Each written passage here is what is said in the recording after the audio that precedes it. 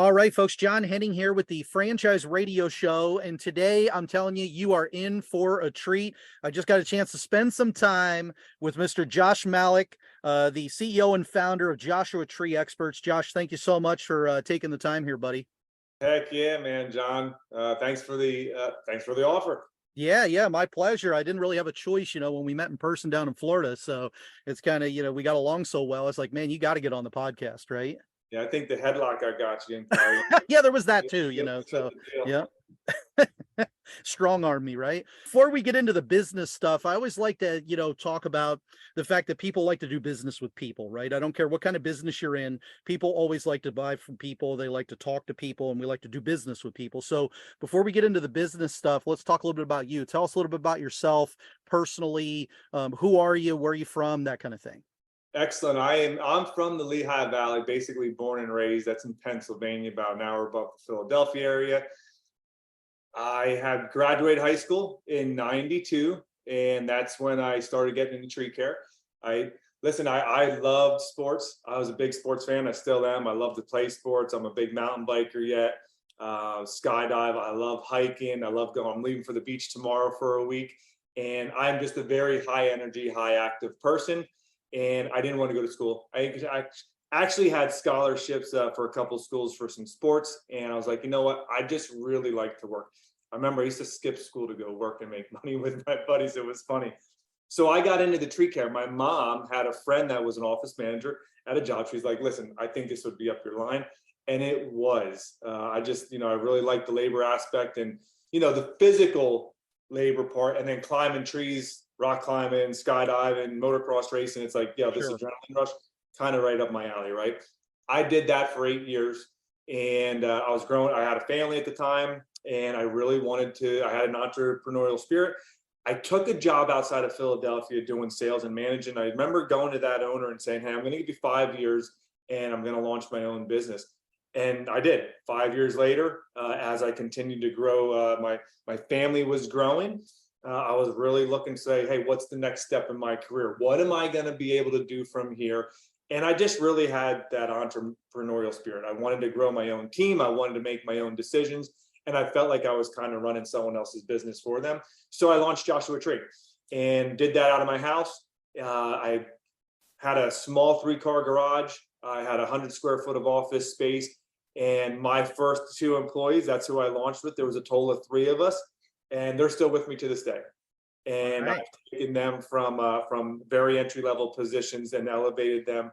And we love it, man. We've elevated each other, to be honest with you. The whole team has done that. So, hey, we launched as a general tree care plant healthcare company. That's tree and shrub spray, tree and shrub pruning. And then in 2017, we launched lawn care. That's application services of, fertilizer, weed control. And then in 2020, we launched pest control. And we started a second operations center also in 2020 as well, or 2021, as that was the same year that we launched our franchise system. People say to me all the time, Josh, what made you get into franchising? Yeah, that was going to be my next question. Yeah. They do. And there's always that question. It's like, I'm going to tell you what, I want to make more money. I want to make more money, and I want franchisees to make money where it's a mutual relationship with both of us. A lot of times when people are saying to you, hey, well, what did you launch, lawn care for? It was an additional revenue stream. It was Sure. a way for us to continue to grow the business, take people that are in the business, really good people, and continue to elevate them, right? You build these career ladders, you put them in front of your people, and guess what? You need to continue to grow. If you're not growing, you're dying, they say. Continue to grow and take those excellent people and just let them grow with you, right? So when we got into the franchise concept, we already knew we had a system that was proven. We're crushing it up at the corporate office, Mhm. and it was a way to utilize basically funds to really grow have a really good growth strategy in place. And we want to do that. And I love to travel. I do. I Okay. love to travel. I love going around to different places. I love coaching and mentoring people. And I think as a franchisor, a lot of that falls on your shoulders to say, hey man, what are we going to do? Well, I'm going to come out to your place and I'm going to get to know you for 2 weeks because at lunchtime, I'm hanging out in your driveway and we're going to go Sure. sell some work and get some work on the books. That's awesome. Now, you said a couple of things there, and I've got a little list of things here that I want to point out to the audience. But something that is a key differentiator, and as you know Dylan. That's kind of how you and I met. But Dylan had mentioned to me one time a few weeks back about this word that I just heard you say, and it was tree healthcare. I want to chat a little bit about that and why that kind of differentiates you from other businesses out there in the same, services that you guys provide. Can you kind of elaborate just a little bit on the difference of tree care and tree healthcare? Yeah, so I want you to really think about this business has about 55,000 tree care businesses in the country, right? 60% of them will never make it over $500,000, right? Mhm. Well, we think that we can do that in year one, okay? Everyone is a tree removal specialist. You see that all Yeah. the time. They promote, they advertise tree removal specialists, and everybody in this business is doing it, and they're doing it for the cheapest price because everybody's trying to get into that business, is right. Sure. Let them have it. They're going after these big, huge trees, big mature trees. Like, no, we focus on tree preservation, pruning, reducing, aesthetics, the value to the property. Are they, maybe they're blocking something that's obscene to look at. Maybe it's supplying shade, during the summertime. Maybe it's blocking wind. You know what I mean? There's different things to say, hey, where are those trees placed? Are they aesthetically valuable to the landscape? Because landscapes can make up to 35% of a home's value. So if Okay. you can care for it, make it safe, healthy, and beautiful, people are really, really happy. We focus on a very, very specific demographic of 15-year-old homes, half-acre lot, college educated people, $350,000 in value and up. You know what I mean? And we tune into that because we know those are people that really take value. We can educate them on what we're going to do.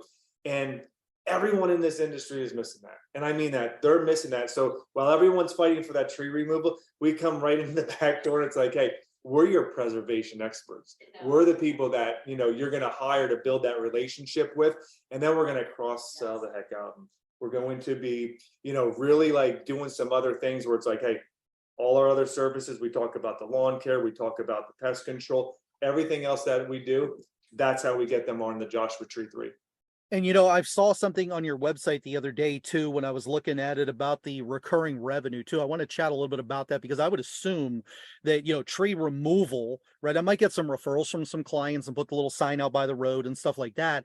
But tree removal, I'm assuming, is more of a transactional relationship with the client, right?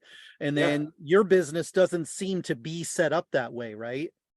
No, not at all. So you think about it, and this is how we differentiate with Joshua Tree. We don't have customers, we have clients. You see it Yeah. on our vision board. We want to be the rock stars of the green industry with raving fans. And then we have clients are raving fans. And the reason being is that one customer, and the word customer, it's one transaction. You Right. can only remove a tree once, right? You can only do that once. When you fold in the other services and you're hitting those target demographics where the trees are maybe 15, 20, 25 foot tall, you start selling them on services that are repeatable services, liquid services, we call them, the tree and shrub spray, the lawn care, the pest control. That's year after year. But when you can prune the tree, guess what? You're going back 2 or 3 years later and you're pruning it again. You go back Sure. another 2 or 3 years later, you're pruning again. So we're trying to get on our customers' properties anywhere from 3 to maybe 6 to 8 times a year. So let's pretend I'm an entrepreneur. I'm thinking about starting a business. Starting my due diligence process. I'm talking to Dylan and the team. They're taking me through. Walk me through. What does the industry look like out there? You mentioned there's a lot of people getting into tree service. We talked a little bit about the differentiators here, but what does your business look like within the industry? Where do you see that going in the future? It's a very, so the industry is about a 25 to 26 billion dollar industry, right? And this is, you find your niche, right? We make home environments safe, healthy, and beautiful. We focus on a certain, target market that we do. A lot, who wakes up and says, I want to be a tree guy? You know what I mean? No one, and it's like, it's such it's a lucrative market, very fragmented, and you bring a professional difference. You focus on client relationships, you focus on client support, you focus on underselling, over delivering. You really market and brand that in all of your marketing pieces, all of your digital, all of your print. You do it by branding your vehicles with wraps. You do it by, leaving job signs behind. You do it by follow-up calls and our customer. We have an in-house call center. When I say in-house call center, they are Joshua Tree employees that handle all the calls for our franchisees. You don't have to take in one call. We're going to take your payments from clients. We are going to give client support. We're going to send you leads for that. And then we have an indoor sales team, a Joshua Tree sales that are Joshua Tree specific employees that we're going to sell all your lawn care and sell all your pest control. You don't have to do any of that. You're going to wake up in the morning, come to the office, you're going to have 20 new jobs on the books because that's what we sold the day before. I want people to think about growth. This is a very scalable business that scales on its own. Okay. And I want people to think about that. It scales on its own because when we talk about 60% recurring revenue, our top line revenue renews every single year at 60%, right? So just imagine I gained it's my first year. I gained 500 customers this year in my plant healthcare department. I started offering lawn, okay? You have January 1st, you have 500 clients going into the next year. Right. You sell another 500-600 on top of them. Guess what? The following year, you're going in already with 1,100-1,200 clients. When I talk about naturally scaling, that's naturally scaling without even putting money into it. They're just flipping every single year over and over. And our average job size sales, we're over $1,100 for an average job size sales. So again, you start taking those numbers, you start doing the math. Sure. Our territory sizes, very, very lucrative. Our net profit per territory, John, we're at 249,000. I mean, that's what we're showing in our FDD. We show that's what you're netting. It's a very, very, very well trainable, scalable, and in all honesty, it's a simple model. So from the number standpoint, right? Everybody always wants to know the numbers. What is it going to cost me to start the business? What do I need to stroke a check for? Figure it's about $500,000 buy-in. Okay. Most of your costs are going to be equipment and vehicle heavy. You got to think about that. We aren't you're getting a chip truck, which is a forestry dump body. You're getting a chipper. You're going to have a sales car. We want you to have a plant healthcare rig that you can be spraying right away. They're going to make up about 80% of your cost. Okay. The other costs are basically your 3 months of operating costs. That it's grand opening, it's insurance, it's your computer, your desktop, tablets, CRM, everything that you need to launch, right? We help our franchisees out by saying, hey, first 6 months, we're not going to charge you royalty and we're not going to charge you for the call center. We're going to let you scale and, on your own and worry about, getting yourself up and running. It's $500,000. 80% of that is going towards basically equipment and vehicle costs. And if you're a business owner already, I'm going to tell you tax advantages on that equipment, right? Huge scalable tax advantages on it. You're putting instant equity into the business and it sits as an asset on the balance sheet. Our equipment, as you buy it, and if you term it out for 60 months or so or something like that, our equipment has an average lifespan of about 10 to 12 years. Okay. So you've paid it off and now you're just, reaping the rewards after. And even after 10 years, it still sits with a value and a very good value because it holds its value as equipment. Now it seems like you have a lot of systems and processes in place, right? And so as you're growing your franchise and you're looking at the future, where would you envision a franchisee could potentially fall down? What would they have to do or not do to make this thing not work, right? Because you've learned it over a period of time. You're going to duplicate that system through your systems and processes and training and support. Where could a franchisee potentially just be like, oh my gosh, this just didn't work for me? Someone that goes rogue isn't following the system and processes. You're going to have a really good leadership team that has a lot of experience with not just within the industry. When I say the industry, tree care, lawn care, pest control, you're going to be meeting with and have support from Joshua Tree people that have been here for years, many years, that have seen us grow and say, this is the recipe. Here it is. You know what I mean? We're going to train you on it. We're going to support you on it. You need something, man, you go to a job and you don't even know how to bid the job. FaceTime me. FaceTime. Right. I'll let you know what you need to do to that tree. You know what I mean? Send me a picture and I'll let you know how to treat it. I'll tell you how to communicate that to the client, right? Someone that is going to offer services other than what we're talking about. Mm-hmm. Remember, when you go in and you're just doing tree removal services, it takes the most intense labor, It takes a lot of heavy equipment, and there's a much more higher risk and liability to it, right? When you start moving into that, those tree companies, they're the ones that fail. When you're moving into our system and you're focusing on preservation, remember, you're taking the steps, you're nurturing the relationship, and you're setting yourself up for more work at that property another year or two down the road. And when we have the Joshua Tree 3, it's one of our unique differentiators. It's tree care, lawn care, pest control. There's no one out there that's doing that. We train you on, specifically on the SOPs of those different departments that we have. And when you go out for a tree care job, guess what? You're going out and you're leaving with their lawn, and you're also leaving with their pest control. So we really focus on the cross marketing part. We focus on, really those average job sizes we talk about. That's industry wide. You know what I mean? That's all three of those departments. So, and that's a very impressive number. We focus on client retention, average rate per hour for our jobs. We try to give you every single tool to give you these metrics and measurables and say, this is what's going to make you successful. We hold your hand along the way to say, hey, this is what's going to elevate you and make you rise to the next level. Let's talk a little bit about the staffing and labor. If I'm running a mature business, what do I start with, and what does it look like when I get to a mature level? Everybody's success is different. You know that, right? And everybody's maturity level is different. I would love my people to be able to get to 1.5 to 2 million. Okay. I think that's a really good, with that type of income, total top line revenue, you remove your cost of goods, your operating expenses, that bottom line is going to be super, super impressive for anyone. It's going to be able to take you out of your corporate job and another job and be able to pay for that. And it's just going to do really, really good for you. At launch, 3 people. If you're the owner operator style, you can sell work. You're going to come up to our office during training. We have a week of training in our office. We do 2 weeks on site with you. We're going to teach you how to sell work. Okay. Your other 2 people are going to be field people. They're going to be a crew leader, and it's going to be a ground man, someone that can go out there and start performing the services that we're offering. Okay. If you're that semi-absentee, and this is very, very simple to think about it, the support that we're giving recruiting support. Okay. So with our recruiting support, again, it's all in-house people. When I say in-house, they're Joshua Tree people. They're not these call centers of, that are taking on 200, Right. different businesses that are calling in. They're using our CRM, which is the same CRM you're using. And we're going to help you recruit, meaning that we're going to help you find and hire those people. Okay.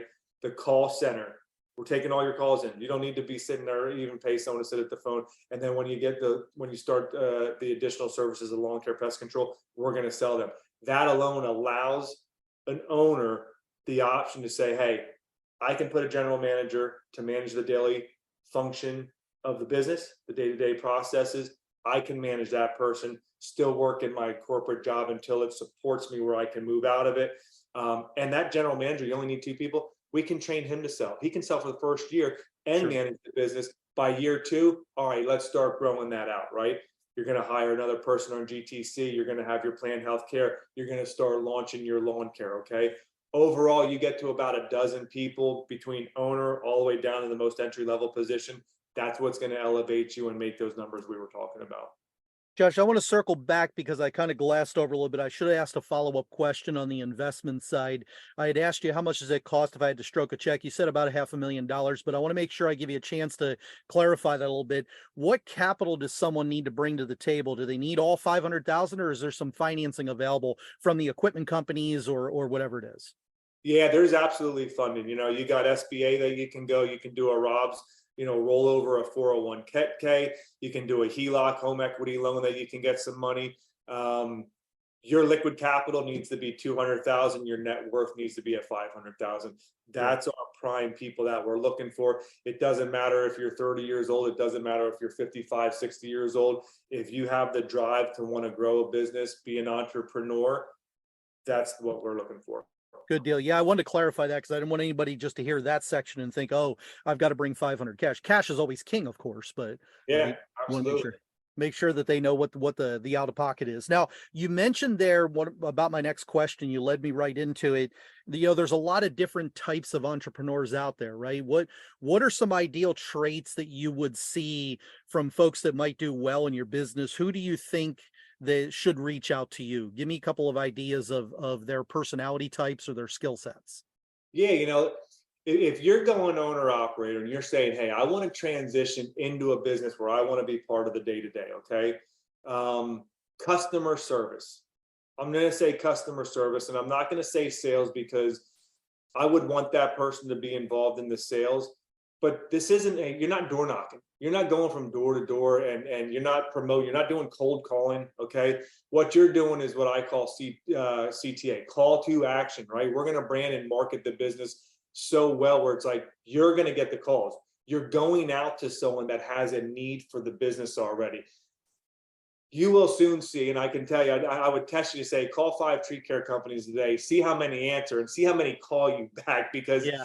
could be from 0 to 1, okay? And then schedule the appointment and see which ones come out, schedule the work and see when they come out on time. And Yeah. I mean that. That is the recipe for success right there. So someone that's very process oriented, someone that understands, hey, they can get into a very, very routine type system, right? Doing the same thing over and over again, speaking the same language over and over again, and then also leading a team. I like IT people. Our CRM is super, super robust. It's super, super, uh, very, very robust in the sense that from the very first call to sales to the scheduling of the jobs for every single department through billing before after service emails and texting ability, it is super, super robust. That type of person would do really, really well. And hey, everyone that has a finance, anyone that's good with finance and in marketing, obviously those are going to be really good people too. No, that's cool. Something that you said there really resonated too, right? Somebody that's able to follow those systems that you've already got in place. I'm thinking transferable skills, right? If I'm already, used to running a team and I have some form of business or finance or marketing background, it seems like I'd be able to plug into what you've already proven works, right? Yeah, one of our core values: work hard, play hard, improve and adapt, reliable team player, find a way. We want the team player. This is a team player organization. If there's no I and we, it's like, okay, that's not good, right? We want someone that can be a team player. We're team players. We do it at the home office. I mean, really, it's like we hire, promote, terminate around those values. And it's really important that when we have people come into our system that they can align with them and really, it's a partnership, right? They say, franchising is like a marriage. And you got to understand that when you get into, doing business together in the franchise system, it is a marriage. And when the franchisee is when they have support and they're successful, we're successful. So we want Right. to do every single thing we can. And we want the feedback from them to say, hey, I love taking people's ideas. Some of the best things that we've done at the corporate level was because we took people's ideas, we ran with it, and we made it a success. Josh, I want to give you the last minute here as we wrap up to kind of just give us the overview of why do you think somebody that's listening here, they're thinking about reaching out to you, Yeah. they're saying, okay, am I interested or not? Give them the 1 minute. This is why you should reach out to us as we finish up here. This is as I said this whole time, people don't think that tree care is a tapped market. They think maybe it's a tapped out market. It is a market that has done very, very well for me. It has given me the opportunity to take great vacations, have a lot of extra time with my friends and family, live in a beautiful home, travel in areas that and just never thought that meeting people that I never thought that I would be able to meet. We have the Joshua Tree 3. When we really formulated this business and as we grew it and we added these additional revenue streams, all it did was open up more doors for us. I really mean that. It really did. And we utilize that to our best success. But some people in the market only think we do lawn care. Okay. You do their lawn and you do a fantastic job. You knock it out of the park. Guess what? Now we're doing the tree care. And now we're doing our Right. pest control because we're doing these indoor calling campaigns with our indoor sales team, right? It is a market that it can make you grow at a very substantial, quick rate and take you from maybe a job where you're making 250,000 a year, 300,000 a year. And within, 1 or 2 years, guess what? You're transitioning out of that. you're really able to go from one spot and elevate yourself to the next one. And trees are everywhere. It don't matter where you're at. Trees are everywhere. And when you become the professional and people know it, man, your phone's gonna be ringing off the hook. That's something that I picked up through this whole thing and in getting to know you in person here last week and everything too is I think the biggest differentiator, and I'm just going to say this for you, just correct me if I'm wrong. I think that the biggest differentiator is your team, though, right? I mean, I would say that the people is what makes this thing work, right?